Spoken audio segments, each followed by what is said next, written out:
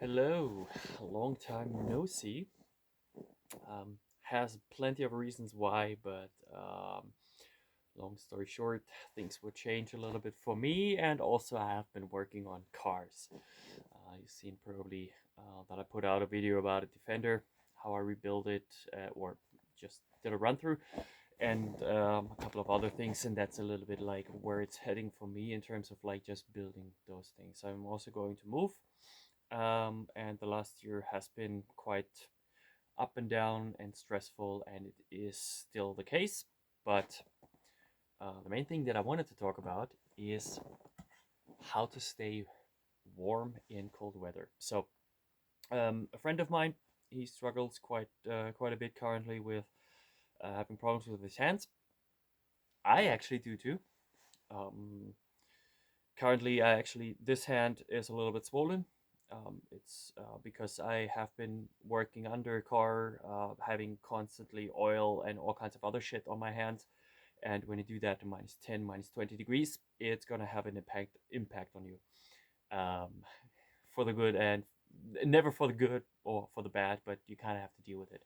So, but for him it was worse. He actually got frost nips, meaning that the hands got white, not worse than that, but he had a frostbite on his hands, and that will just increasingly come back if you're not taking care of it. So, but also the other day I had a conversation with a couple of vegans, and completely wrong dressed from the get go, but also we talked a little bit about nutrition.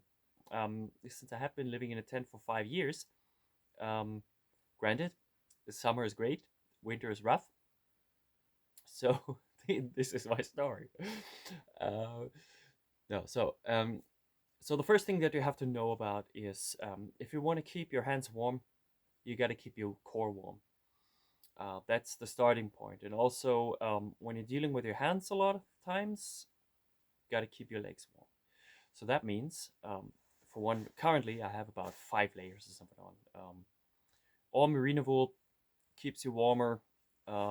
I haven't showered in a while. Um, that contributes to a little bit of discomfort, and also like your the warmth is going down because you're still, even though you're not sweating, you're still producing a lot of moisture, and that just sits in your clothing and clogs up the ability of keeping those or trapping um, air pockets, essentially. So same with your feet.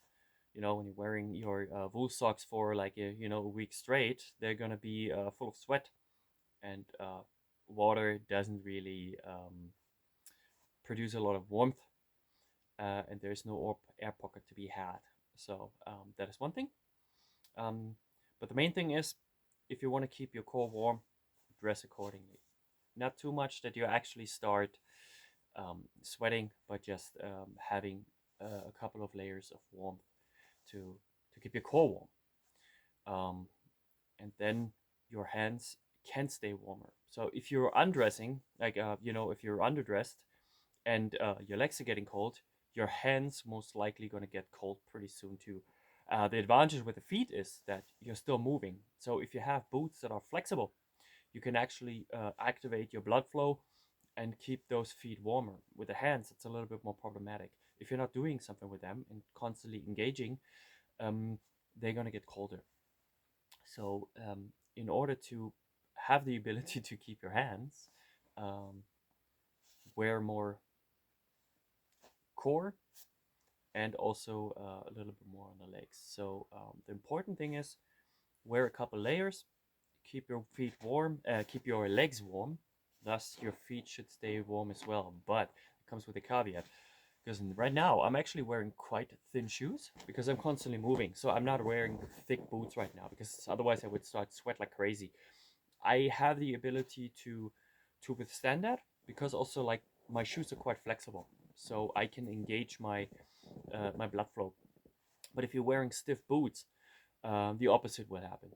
Your feet are not moving. You're just stomping around, and nothing will happen. So that means the outer insulation has to be proper. But if your feet are cold, because there is no blood flow going. Um, your feet can't actually warm up the air pocket that you have around it. So then the insulation doesn't really have any function.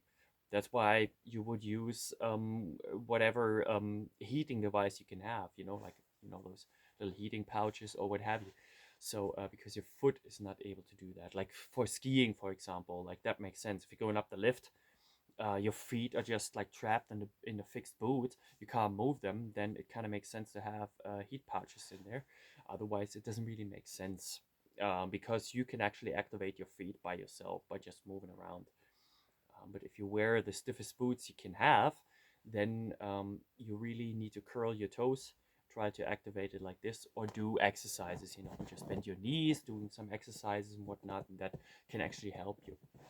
So that is clothing wise, that is one way to do it.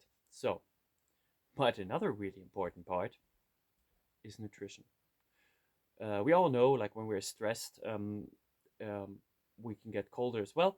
So that is one aspect. I'm currently stressed as fuck, so I do struggle a little bit. But also my nutrition was a little bit full, as not as good as it should be. Meaning, um, the I'm changing my diet quite a bit. In the summertime, I eat a lot of salads, very little meat, lots of eggs, to get protein in.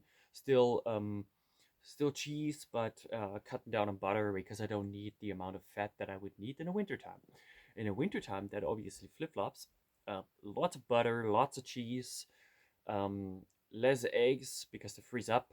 And way more meat to get the protein in that I need. Protein and fat that are easily digestible. Because I had this conversation with those vegans, yeah, but beans have a lot of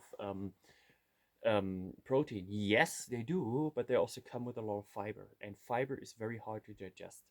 So the more fiber you have in your stomach, the longer that stomach has to digest those, which is great in the summertime. Also in terms of like just losing some weight, you just take a lot of fiber in. The stomach has something to digest, and you basically don't have the same hunger feelings that you otherwise would have, right? So, but in the winter time, when you want to stay warm, you need to cut those out. Reason for it is because the more your stomach has to digest, um, the more fuel it needs, and the more warmth gets sucked into your stomach to just make that thing work.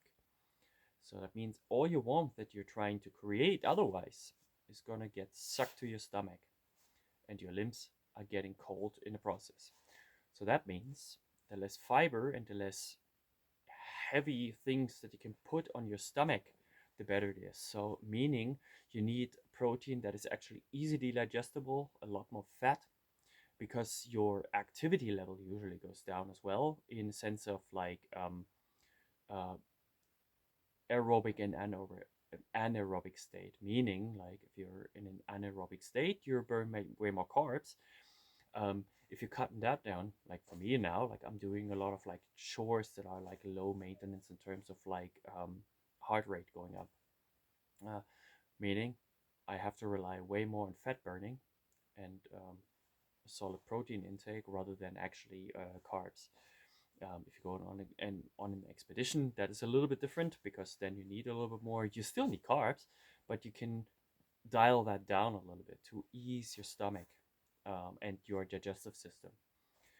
Obviously, you still need to get your vitamin levels in, so a lot of vegetables and whatnot. But just beans, kidney beans, whatever beans, and other like hard fibers that you can cut those out, and just go on a diet that is much more protein fat based in an easy digestible way. So that helps me a lot. I haven't done it the last 2 weeks, uh, several different reasons, and also my stress level got higher. So I could really feel that I was struggling in keeping my hands warm. And I had that when I tried to be vegan a couple winters ago. I had the same problem. On a mild winter, that works for me because I am not that cold sensitive. But on a winter that is actually a lot more rougher, like I'm talking about, like -5 or whatever, it's easy to handle. Like now it's like maybe -7 or something like that, relatively easy to handle. But as soon as it hits like -10, -15, then things getting really out of hand, and things are getting problematic in terms of like keeping yourself warm. So that is my advice. Make sure that you wear enough layers for keeping your core, keeping your legs warm, thus keeping your hands warm. Flexible shoes, be be able to move around. You know, if your hands are getting cold, you know, like doing this, you know, just trying to engage them a little bit. Another good tip is, if you like, if I'm running around like now, like I'm just wearing mittens. If I need to do something, I take them off. I can handle it, other people may not. But what you shouldn't do is, like, if you wear liner gloves and then you go back into your normal gloves, whatever those are.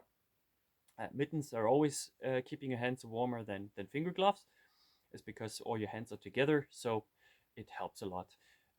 But if the liner glove is getting clammy and like, you know, a little sweaty and cold and whatever, and then you're going into your warm glove, you don't get your hands warm the same way as you would if you just go straight bare hand into that warm layer, because you need to warm that layer up.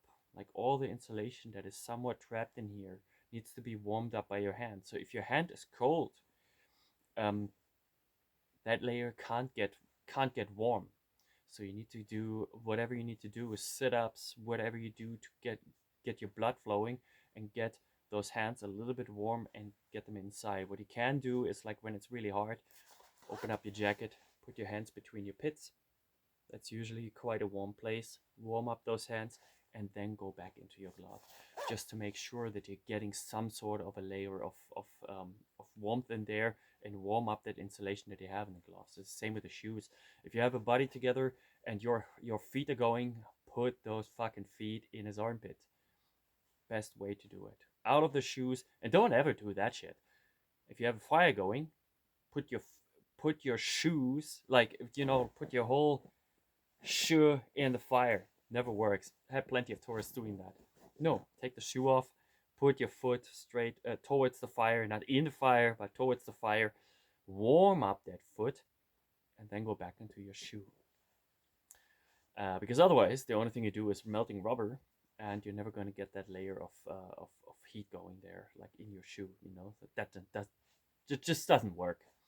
Anywho, so that's that thing. And then obviously check your diet and make sure that you hydrate. Usually, you know, we all know, like, we should drink about like 3 liters of water. So in the cold, when it's like down to -25 and whatnot, you actually need about 5 liters of water. Reason for that is, you precipitate, you know, you steam up, you know, all that is water vapor that just disappears. So you need to hydrate.